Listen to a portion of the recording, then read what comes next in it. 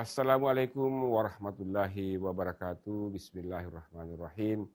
Alhamdulillahi rabbil alamin. Nahmaduhu wa nasta'inuhu wa nastaghfiruhu. Wa na'udzubillahi min syururi anfusina wa min sayyiati a'malina. May yahdihillahu fala mudhillalah wa may yudlil fala hadiyalah. Wassalatu wassalamu ala Rasulillah wa ala alihi wa ashabihi wa man tabi'ahum bi ihsani ila yaumiddin. Amma ba'd. Pertama-tama marilah kita memanjatkan puji dan syukur kehadirat Allah Subhanahu wa taala atas segala nikmat yang diberikan kepada kita sehingga pada hari yang penuh berkah ini kita masih dapat menunaikan tugas dan kewajiban kita sebagai umat Islam, yaitu berpuasa di bulan suci Ramadan. Selawat dan salam atas junjungan Nabi besar Muhammad SAW. Beliau adalah khatamul anbiya'i wal mursalin.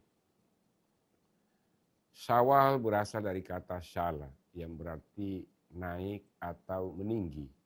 Pada bulan Syawal ini kedudukan dan derajat kaum muslimin meninggi di sisi Allah Subhanahu wa taala karena telah melewati bulan ujian dan ibadah selama Ramadan. Syawal juga merupakan bulan pembuktian nilai-nilai takwa, artinya ajang untuk membuktikan umat Islam mampu mempertahankan dan meningkatkan keimanannya. Tidak hanya sewaktu Ramadan saja. Syawal memang istimewa. Tak heran Rasulullah SAW menganjurkan kita dalam sabdanya untuk meneruskan berpuasa selama 6 hari pada bulan Syawal setelah Ramadan, karena ganjarannya yang sangat besar. Keistimewaan Syawal juga dibuktikan dengan banyaknya peristiwa-peristiwa bersejarah yang terjadi di bulan ini. Peristiwa yang berpengaruh penting dalam kehidupan Rasulullah SAW serta peradaban Islam. Pertama, Perang Uhud yang pecah pada 15 Syawal, yakni 3 tahun setelah hijrahnya Nabi SAW.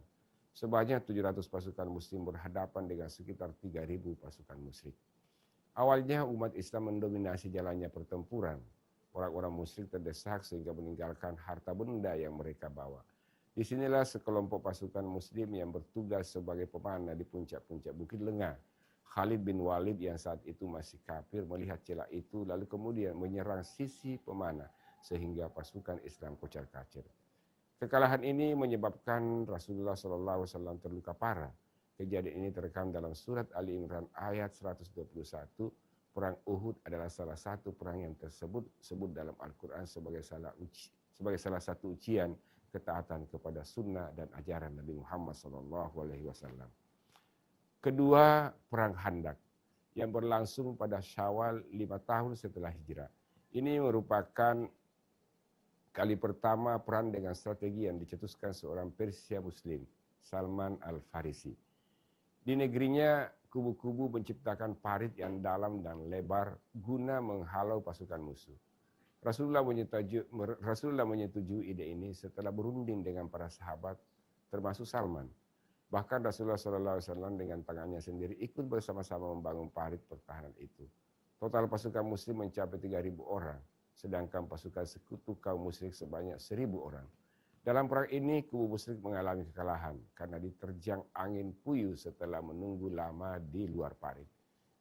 Ketiga, Perang Hunain terjadi pada tahun ke-8 Hijriah bulan Syawal. Saat itu kaum muslim menghadapi suku Hawazin dan suku Saqif, 2 suku yang tinggal sebelah timur laut Makkah yang khawatir akan diserang pihak muslim juga setelah Fathu Makkah.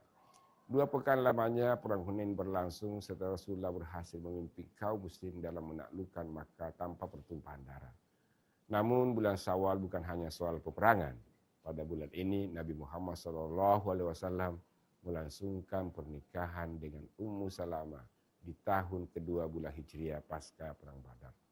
Sebelumnya Rasulullah SAW juga menikahi Aisyah radhiyallahu anha di tahun ke-10 kenabian pada bulan yang sama.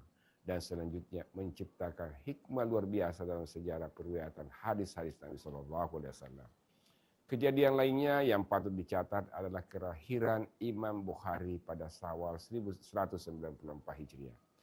Sepanjang hayatnya beliau amat berjasa dalam merealisasikan kompilasi hadis-hadis Nabi Muhammad SAW. Karyanya Sahihul Bukhari masih menjadi rujukan utama hingga saat ini. Kelima peristiwa tersebut terjadi di bulan Syawal. Tentu soal perang meskipun bagian penting dari sejarah Islam yang mulia harus dipahami dalam konteksnya. Semangat perjuangan dari peperangan era Nabi itu harus diterjemahkan dalam bentuk ketakwaan dan pengabdian yang lebih relevan jauh dari kekerasan. Di balik peristiwa perang besar itu terdapat pula momen-momen penuh kasih sayang seperti pernikahan Rasulullah SAW hingga lahirnya intelektual Islam Imam Bukhari yang memberikan warisan berharga dalam sejarah Islam.